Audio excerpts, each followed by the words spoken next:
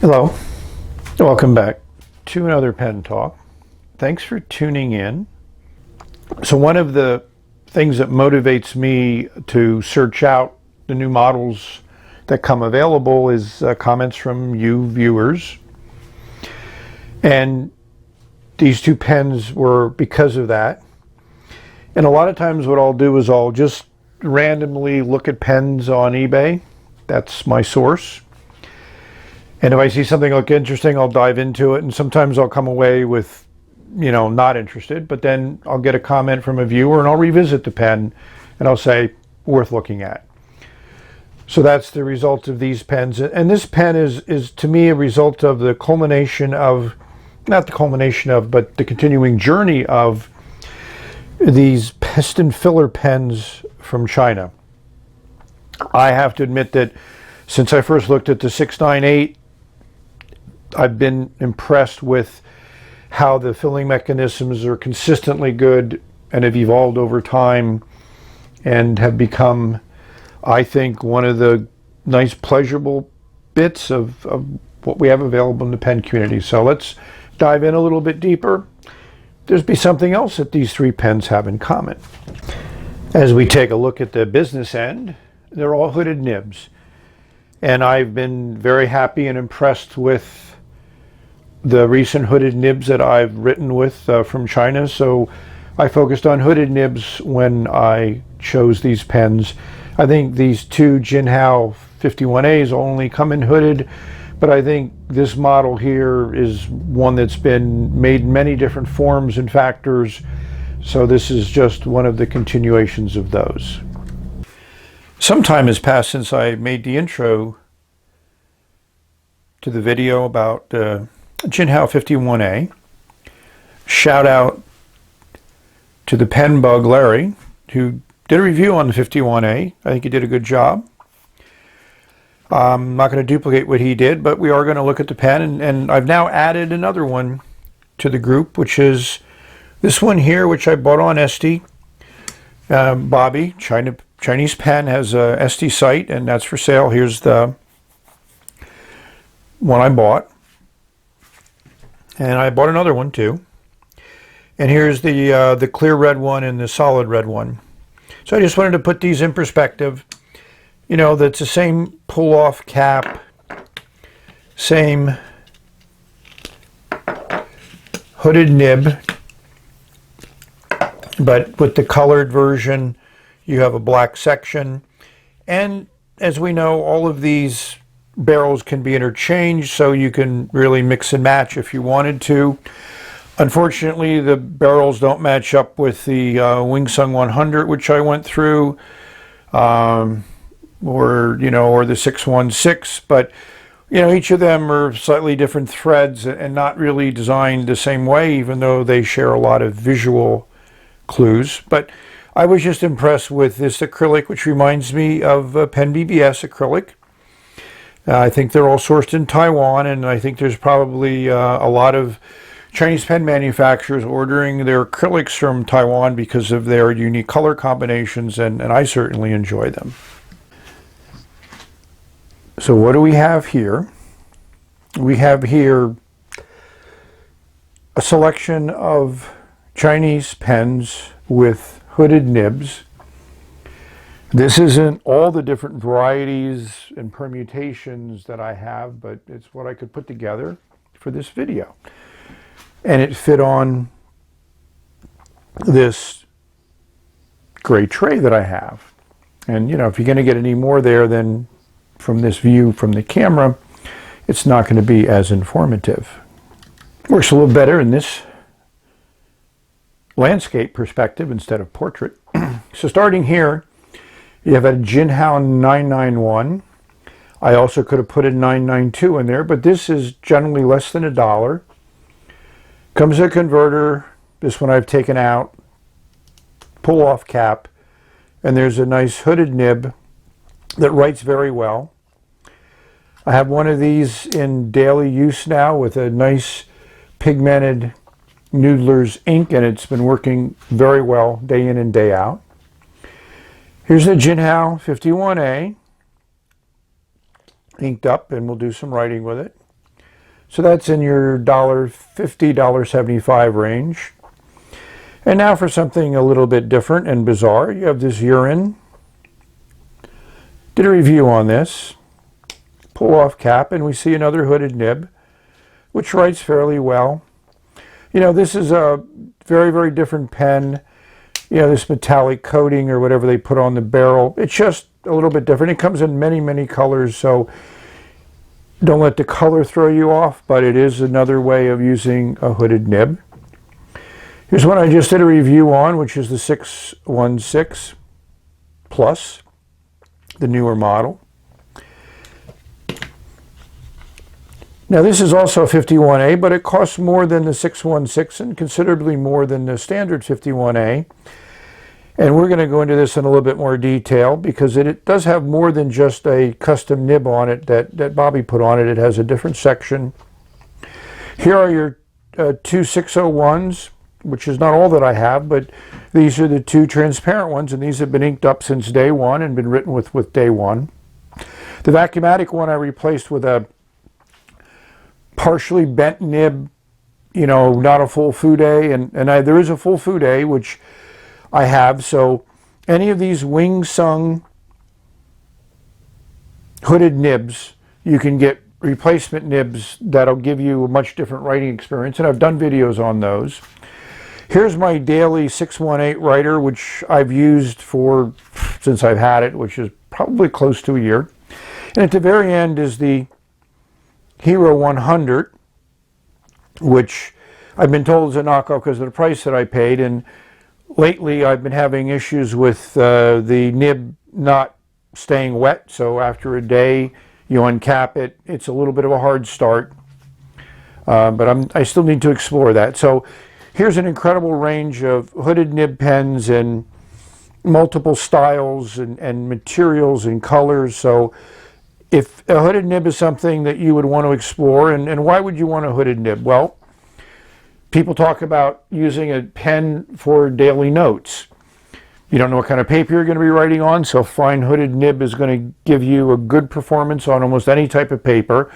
You know, obviously you need to use an ink that's a little bit drier. If you use a very, very wet ink, you still could get feathering and bleed through, but overall, the other thing that the hooded nib does is it makes for a consistent writing experience. Yeah, it's great to have flex and it's great to have a huge nib and all these other things, but for a day-to-day writer, something you're going to throw in your pocket, your purse, your backpack, or whatever, you want really a knock-around pen that's going to be consistent day-to-day. You don't want to uncap it to take notes and find out it's not going to write, or find out that it don't write on the paper that you're taking notes on, those types of things. So to me, hooded nibs have an advantage, and the first one that I think made the market was the Parker 51, and that became an iconic pen and is still a well-designed and good application of a hooded nib with the feed associated with it and everything else that makes it work well, and very popular.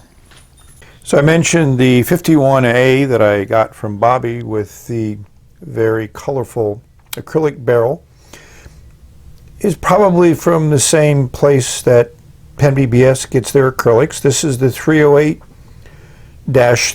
SF. Dreamland is what its name is. And you know, it has that blue, white, and green combination. Yeah, the thing to realize is each of these acrylics are going to have some minor variations because these are poured, probably hand poured, you know, to get that variations in the color. And depending upon where they machine the rod from, you're going to get different color variations, you know, different amounts of blue, clear, and green. But it, to me, it's definitely from the same place and same style and same quality that you have in Pen BBS. So we need to take a look and see what distinguishes the 51A with acrylic barrel and the hand-ground, handmade custom nib by Bobby versus a normal 51A. Besides, this is like $1.50 and this is close to $8. Big difference, but to me, it's well worthwhile. We have some nice sunlight coming in, so I'm going to take advantage of that to really show off this acrylic and maybe gets your mouth watering. And I mean, I'm just amazed. Been on Fountain Pen Network, and they've been talking about the Moon Man. I think it's the M100, which to me looks like the SD, and the S1, and I've ordered both of them. So when I get them, you'll get to see them too. For the rest of the video, will be without direct sun. The caps on both of these are identical. You know, they're well-made caps.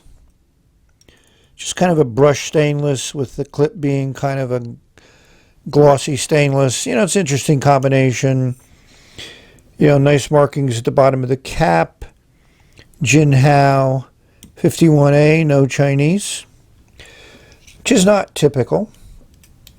Both caps pull off. The bobby one's a little bit more resistance, and if we look at these sections and nibs, right away you'll notice the upturn in the nib from bobby, which is in the black section at the bottom, versus the standard one, which is in the red section at the top. The clutch ring is different. This one is more typical.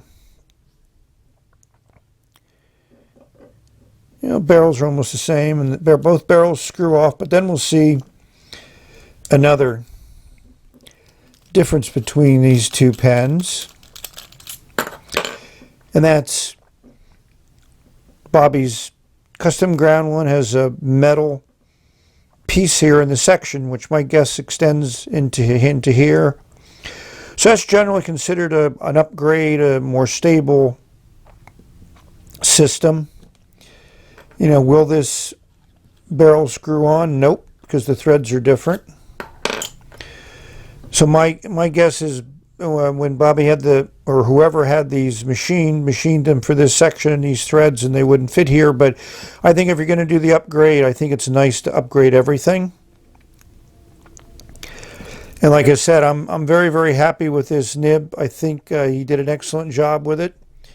And obviously we need to put nib on paper to actually show you how it works. Looks like the feed's the same, and this section is basically the same design. It's just that this metal piece is here. It may be kind of the same converter too. So I mentioned that I'd ordered a second Jinhao 51A from Bobby in the other color. And it arrived today before I finished the video, so I wanted to include it for those of you that might be considering which color you would like. Here's the different auctions for these two pens. They're also could be found on Etsy. You know, I'm just impressed. This is a very nice way of adding something a little bit different. And I really enjoy these acrylics. I don't have this color combination in a Pen BBS pen. Not certain if there is one with that color combination. I'm certain if anybody out there knows that, they'll let us know. So, very, very nice, very enjoyable, and a great nib and great section. Overall, an excellent pen. There's an obvious question to ask. Chris, could you eyedropper the Jinhao 51A? And the answer to that question is yes. This barrel is sealed. I put water in it for a day, nothing leaked out. No, you know, you blow on it, no air comes out. So you could do that. It's going to hold an awful lot of ink. Not something that I would do. With that extra fine nib, it doesn't really lay down much ink. So you eyedropper it with 3 or 4 mils of ink, and that's going to last me well over a year, which is more than I really want with one ink in a pen. So I'll stick with a converter, but for those of you that might write 10, 20, 30 pages a day with the pen and want it eyedroppered, so maybe you'll get a week or two out of one filling, be my guest. Go ahead. The first thing you're going to talk about is ergonomics, and this is classic design. Fits well in the hand, unposted, uncapped. You know, that standard 51 section that has really no transition. You can hold it anywhere. This pen is extremely light. Here's the weights with the converter and ink in it. The cap posts deeply and securely, and this is a pen that I would probably write with capped. So what ink to put in it? Well, my ink from the DC Pen Show. Second anniversary in US from Federalist Pens. Really enjoy it. You know, here's the chromatography. Mike Matheson did a review on this, and he basically said, frankly, it's not scarlet. But I think he enjoyed the ink for what it was. And here's my color card. Nah, I don't really get any sheen out of that nice little glock I put there, but we need to write with the inks that we buy. At least that's what I think. So let's put this nib to paper and see if it's worth our attention.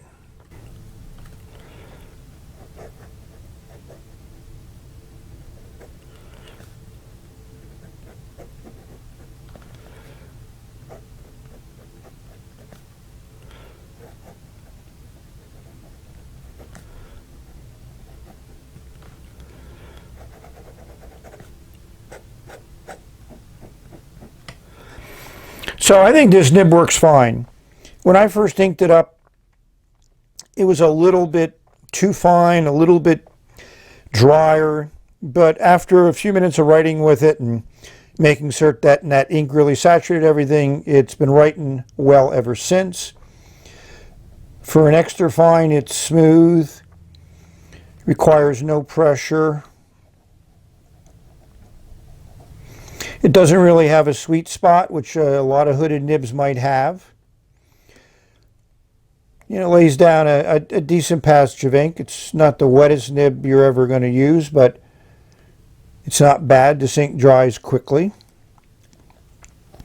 So that's the normal nib in a pen that you're going to pay $1.50 for, and I think that that's a very reasonable price. So we're going to rate this pen. We're going to give it a 9.2, primarily based on value. And it should spell value right. I mean, if you want an everyday pen and you want something that's going to write consistently, you could put a lot of ink in it if you eyedropper it. Everything works well, everything's made well. So it's a great pen. So now we're going to the custom nib that Bobby ground, and we're going to keep continuing with my going into the past for some different ink. Papier Plume and a violet. And here's the color card. It certainly is violet, or at least a color of violet that I could call violet. You know, very consistent. The chromatography also shows that. I mean, that is one consistent color. Just gets a little bit darker here at the top. But I would say of all the chromatographies I've ever looked at, that's the most consistent one I've ever had. So let's put nib to paper.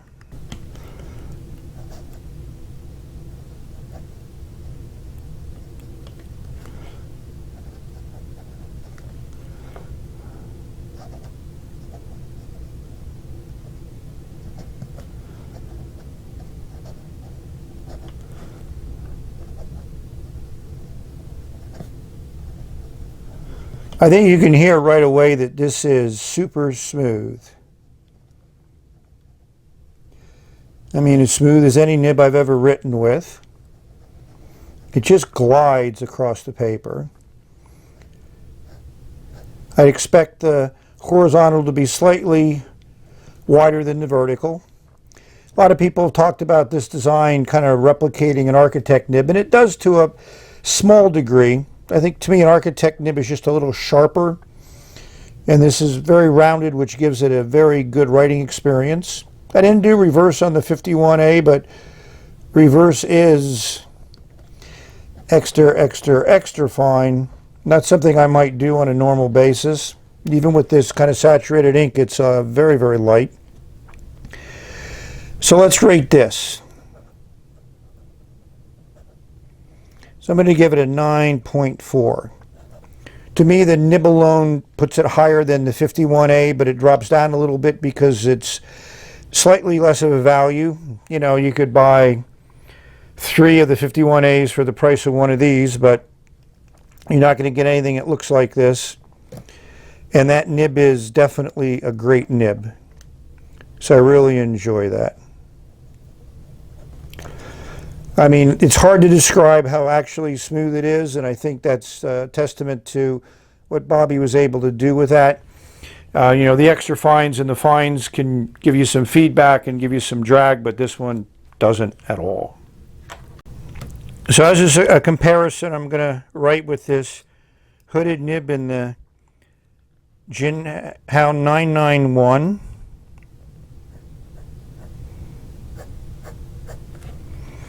This is a Noodler's pigmented ink, and it's going to spread and bleed more than the other ink does, but it's a permanent ink. I mean, this nib feels very, very similar, not quite as smooth as the 51A. So, you know, the difference between these two nibs, if this is number 7 on the scale, this is a number 5.